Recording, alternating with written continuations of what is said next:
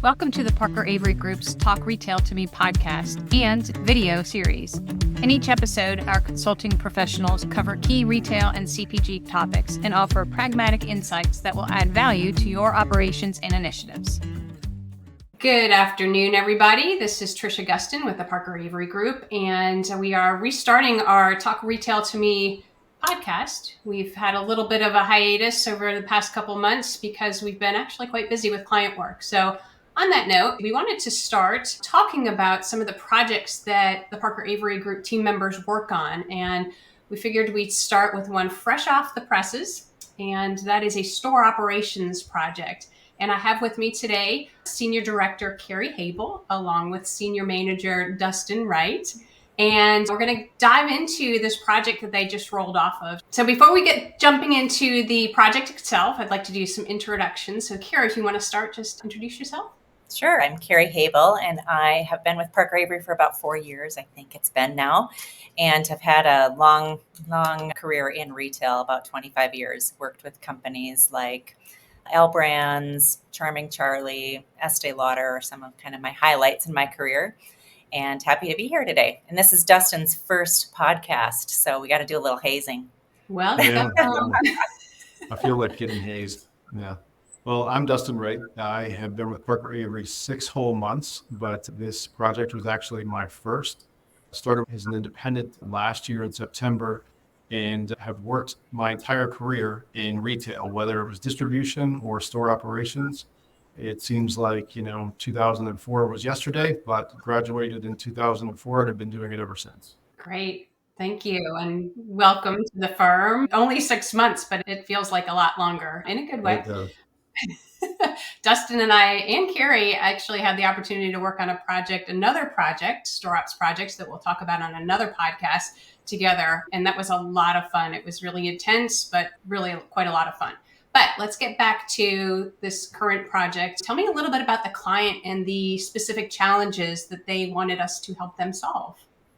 So this client actually is a $250 million a year company, and they have a wide variety of stores. They have really just grab and go self-checkout type of stores, all the way through to a very, very big box store that's akin to a Walmart or Target that you would expect in the US.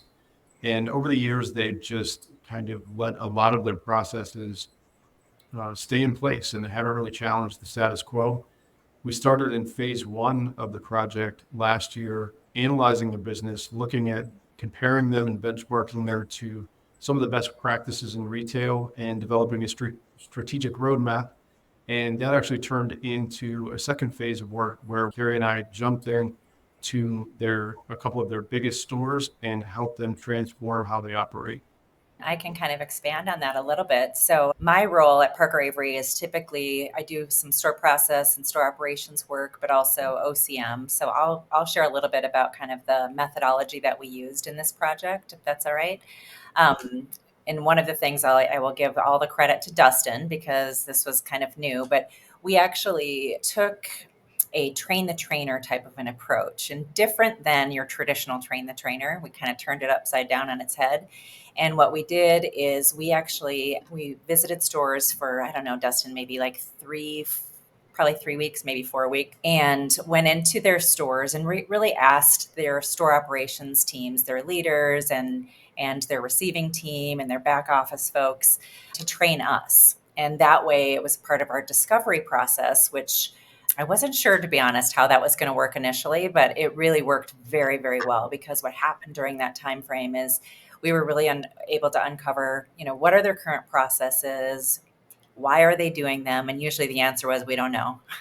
Yeah. What are the obstacles that are getting in the way? And really, we were able to kind of just soak in all of the knowledge from having them train us. And it was a fantastic approach because I don't think we really, by doing, just interviews or just observing the stores, I don't think that we would have ever gotten to some of the really good store process, optimization and just efficiencies if we weren't able to have taken that approach. So that was one of the things that I just think went so well with the project that really gave us that good foundation of where do we really want to go next. So I'll give all the credit to Dustin we train the trainer. We usually do that at the end of the project, not the beginning. Yeah, it's an interesting approach. But when I went to college a long time ago, my dad and one of my best friend's dads, they said, look, if you ever think you know the job better than the person doing it, you're missing out. And it really, when it came down to it, is just harnessing all the power of those great teams that we were able to experience. And it just was a lot of fun. I know Carrie and I had a lot of laughs and a lot of learnings, and it just was a great approach to be able to get to know the teams and really understand the business, I think, as well as anyone, which is vital to really understanding how you have to change the organization. Dustin, do you want to maybe share just some of the main opportunities that we uncovered initially? Because we kept uncovering. We're like, wow, every single time there was something more that we could add to the list. But do you want to just share, like in general, big I think ones? that's a great way to put it. We said at one point that every time we kicked the rock, snakes would run out, and those snakes just started to even go even further. Realistically, as we were looking at all of their processes, some of the things that we uncovered were that they were just doing a specific admin task in their stores. They didn't know why, and it took us forever to uncover why. But it ultimately came down to they were doing a very laborious practice for years because someone wanted them to stay fresh for their physical inventory. But then on top of that, it basically morphed into a number of things where without or sort of in the absence of formalized training, these teams were just taking and building it into something in this giant beast that it wasn't. And then as we were digging into the system, we uncovered many ways that they actually were not leveraging the system appropriately. Some of the team had a specific access, other members didn't. And so by giving them the proper access, the tools, training, we were really able to take the receiving process and overhaul it. They were actually scanning in every single item that was coming into their building. And as you can imagine, that's coming in, they're scanning every item, they're putting it back in the letterbox. Very, very laborious when we actually found that some of their vendors are sending ASNs for 41% of their units, and they're not leveraging that type of information. So by really just listening to them, removing some of the roadblocks, we were able to clean up a lot of their processes, including their nightly cash handling. They were printing, it was 42 pages a night per store that they were printing and going through there and checking.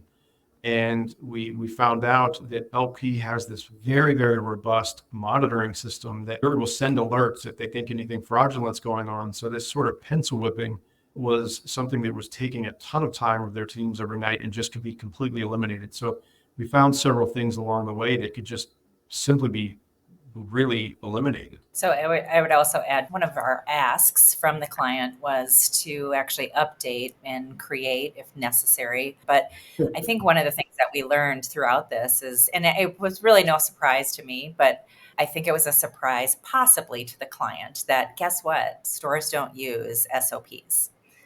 They have these big binders, in their back room. Some of them didn't even have them. And they could go online and they could access them that way as well, but they didn't utilize them from a store operations standpoint, within the stores to be able to like train or teach anybody or reference back. So it was interesting because while that was part of our deliverable, we also knew like this probably isn't going to be something that would be useful for the stores. And so we tried to take a little bit different approach in how we created the SOP. And instead of trying to insert it into their, huge binder, we took a little bit different approach and created a little bit more friendly tool. We added some pictures in of the store talent, so they could actually see themselves in this, thinking maybe that will help them to leverage the tool a little bit more. But it was again just kind of one of those aha moments, like, okay, this was something that the store operations group wanted for the stores to have, and thought that this would be the way to make sure that we get processes in place and have consistency across the chain. And instead, they're very honest with us. We don't use those. So we tried to take a little bit different approach to make them a little more user friendly. But we also found too that they didn't have any training materials. So surprisingly, there was a lot of consistencies within the store because this particular retailer had wonderful longevity. Like the loyalty to this retailer was really something I've never seen before.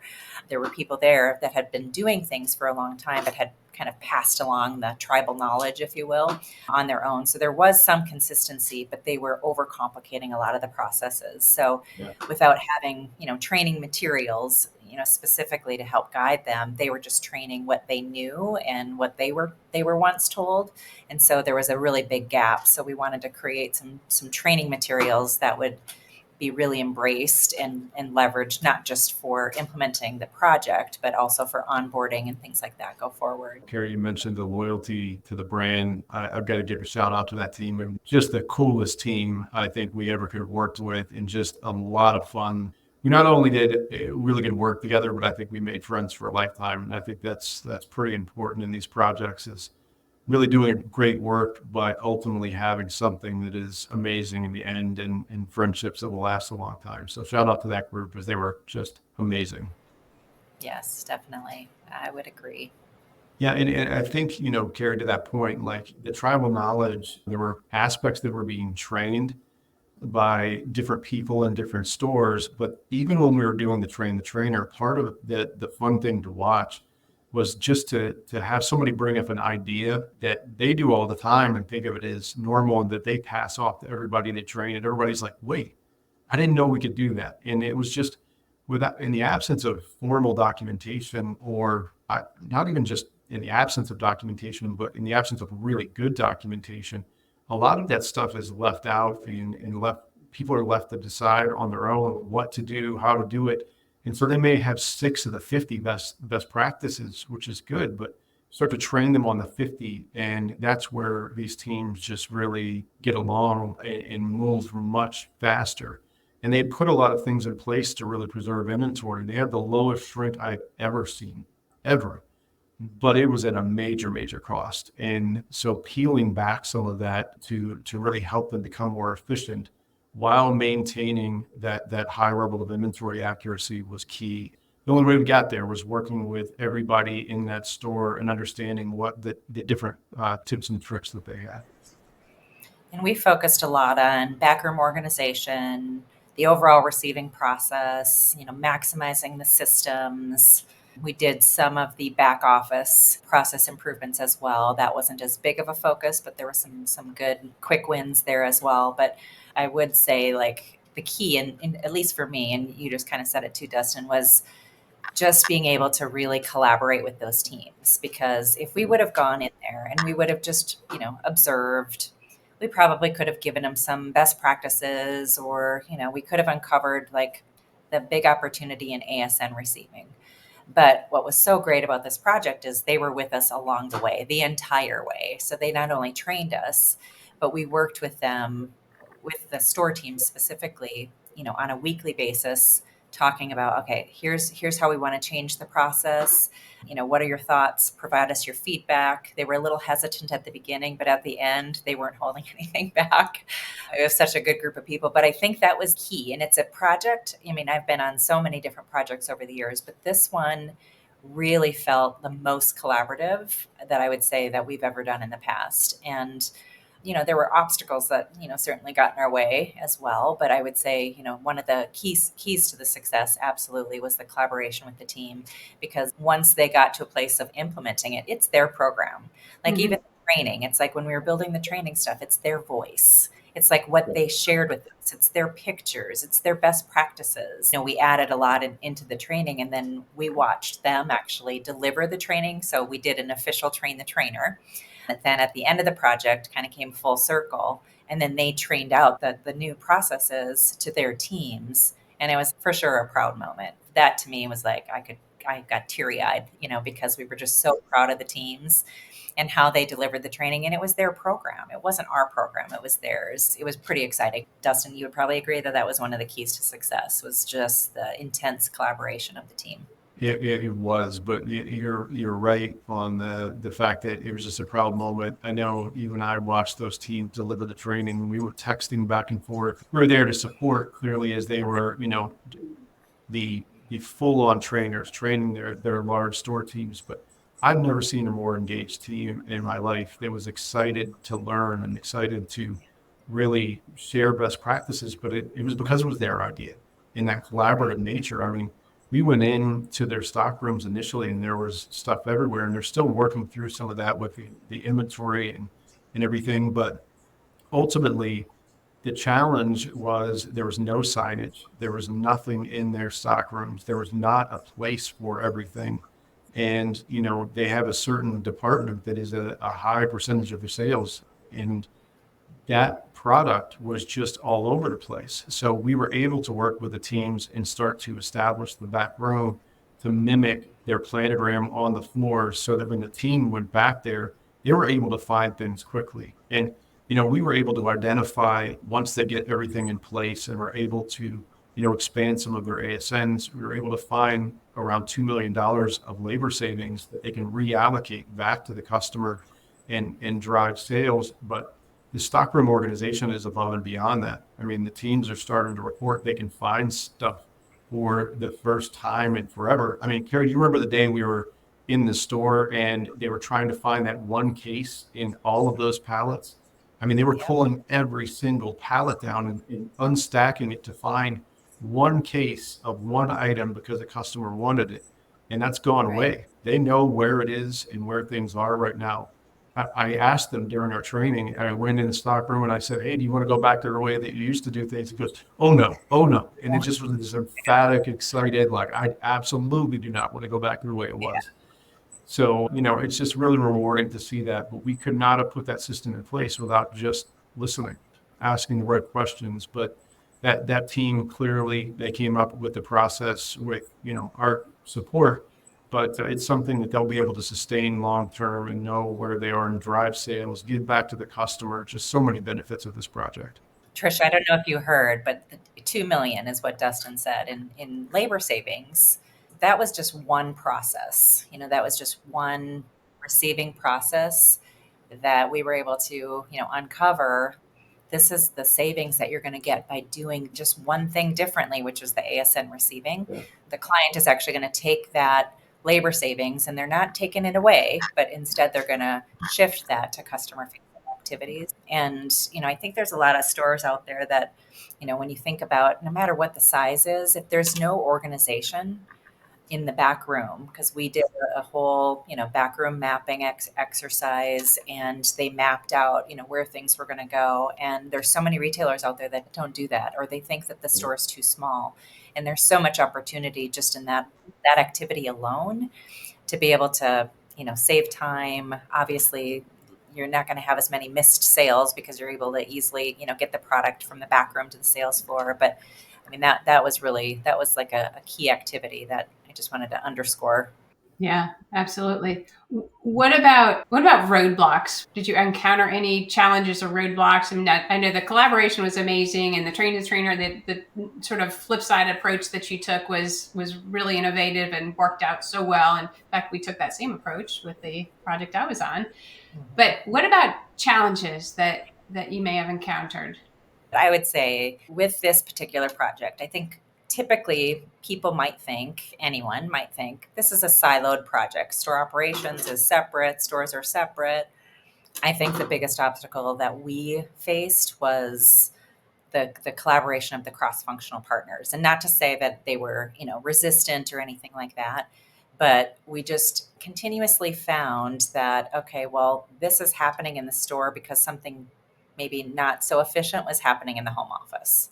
And so being able to get people who don't necessarily, they're not spending time in stores to see this is the impact by you doing this. This is the impact that it's creating in the stores. And they might have heard it, but I think, for us, that was probably the biggest obstacle, is to get the cross-functional partners on board, understanding like when you do this is the impact that it has on the stores, and this is the impact that it has on the customer. We got a lot of them on board, but not maybe all of them. And so just the decision-making process, getting those people to be able to be aligned and understand like this is why we need this, that was probably the biggest obstacle, at least that I saw.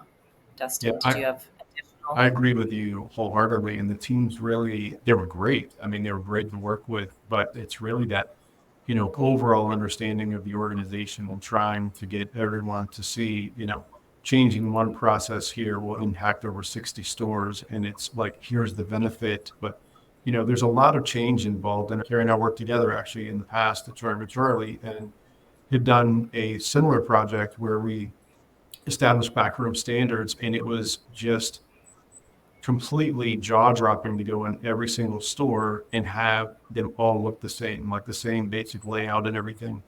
But I guess my point in sharing that is change is tough. And in this particular organization that we were in, it was something that, they have a lot of tenured people that have been doing things the way that they have been doing for a very, very long time. So convincing people that, and really meaning it, that you have their best interest in mind as well, that Carrie and I worked hard to understand the entire organization as much as we could, so that when we made a change in stores, we were also trying to help those in the office make things easier. And it might be considered a bit of scope creep, which I might be guilty of, but we definitely wanted to help the client do the right thing and ensure that it not only helped the stores, but we were doing our best to help the people in the office, because ultimately that's the important part of sustainment. I would say two things that stood out to me in terms of those obstacles. One was ASN receiving. So again, that was something that was going to save, millions of dollars in labor cost. And ASN receiving, for them, it would be an impact on the vendor, because vendors would have to be certified or recertified. It took some, work on the home office to who's going to follow up with these vendors, who's going to get them certified, who's going to kind of take that project on its own to make sure, because if that wouldn't happen, they couldn't do ASN receiving, which is going to, take all of their savings away in terms of labor costs. So that was one. I think the second one that Dustin made a really big difference around was pricing.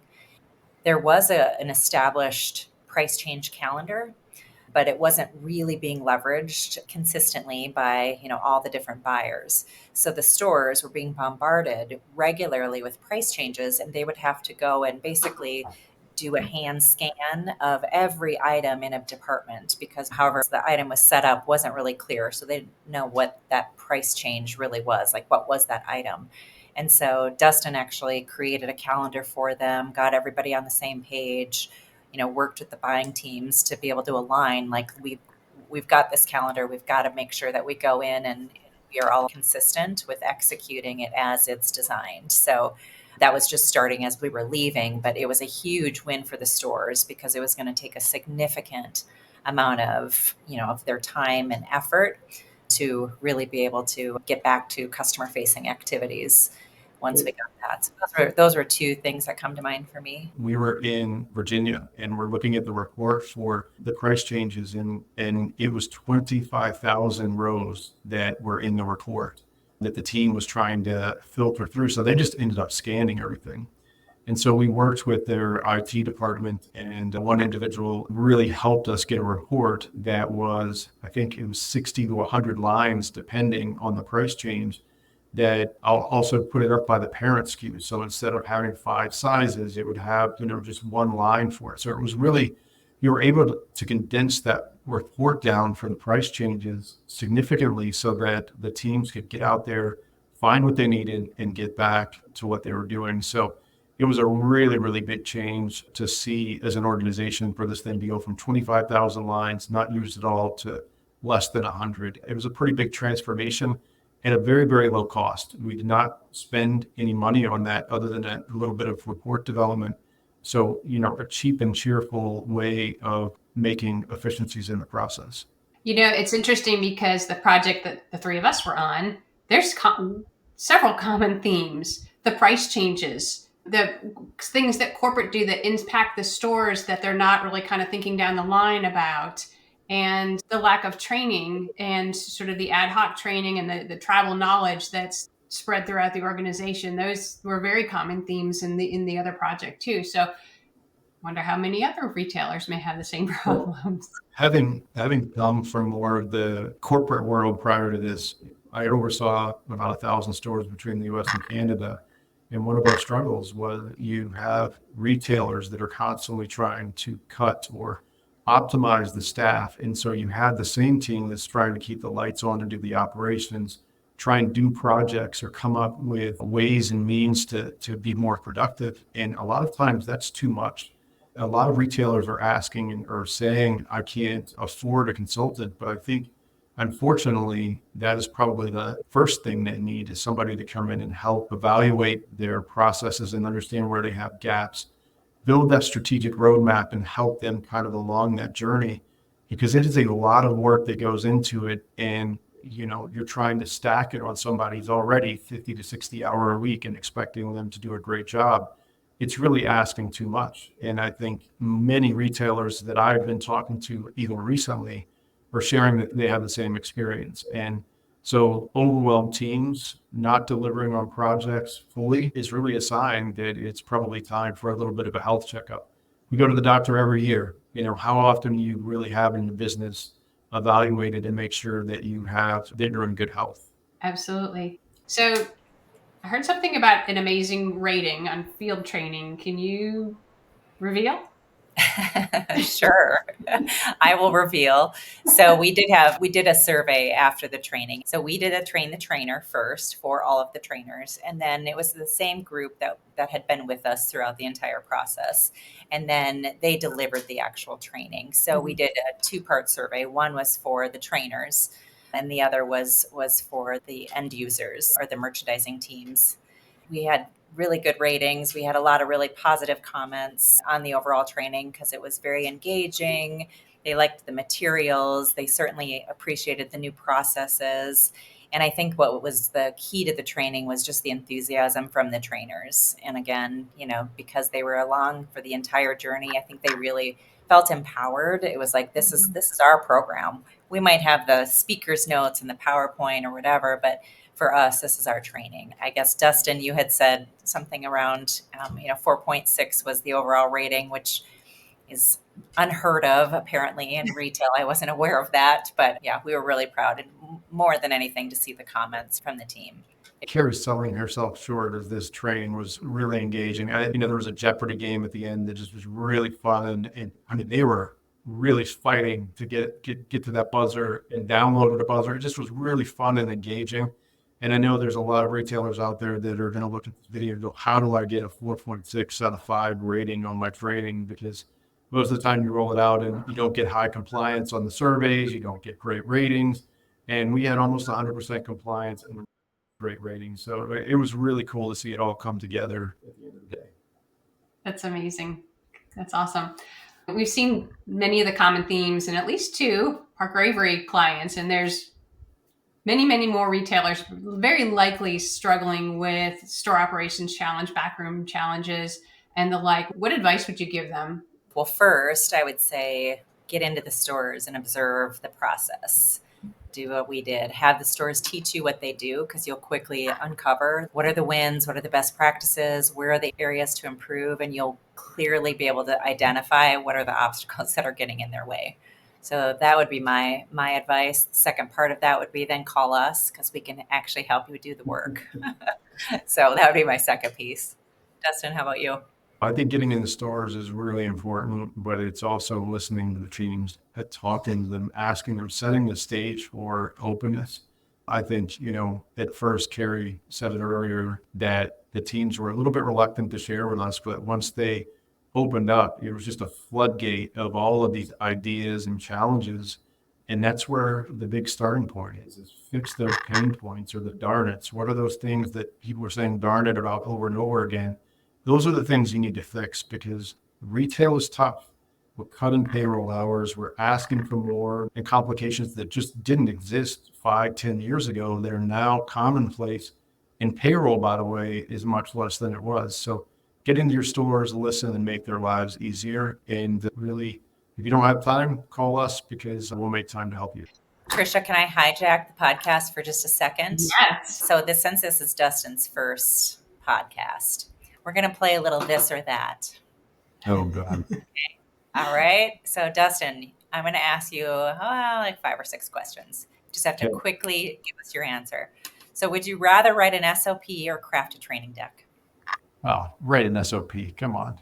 This is why we work well, because training deck is for me. What would you rather do? A backroom organization project or a workforce management project? Ooh, that's a tough one. Can I make it both? Yeah, make a decision. Workforce management. I like numbers. All right. Do you like Teams or Zoom? Oh, come on, Teams. I can't get on Zoom. I can't share a screen. I can't do any of that. How about ASN or VMI receiving? Ooh. Oh, good grief. ASN receiving all day long.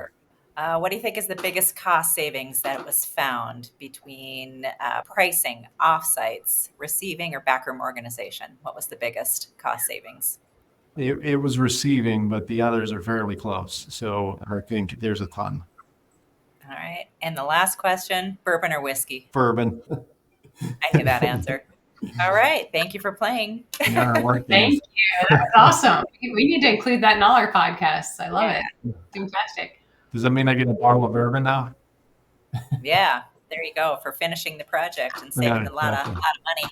Yeah, you certainly deserve it, both of you. That was amazing. And I know we got a lot of really good feedback outside of the survey. The client reached out and, via email, and that was really wonderful to hear, of course. But we're at the end of our time. I really appreciate both of you taking the time at the end of the day to talk about this project. It was amazing. And I look forward to working on the next Store Ops project with you. Thanks again. Thanks, Tricia. That's a wrap for this episode of Talk Retail to Me. If you have questions related to today's topic, please visit our website at parkeravery.com to learn more and to contact us. Also, we'd love it if you shared Talk Retail to Me with any of your colleagues. It's streaming on all the major podcast platforms, and the videos are available on our YouTube channel.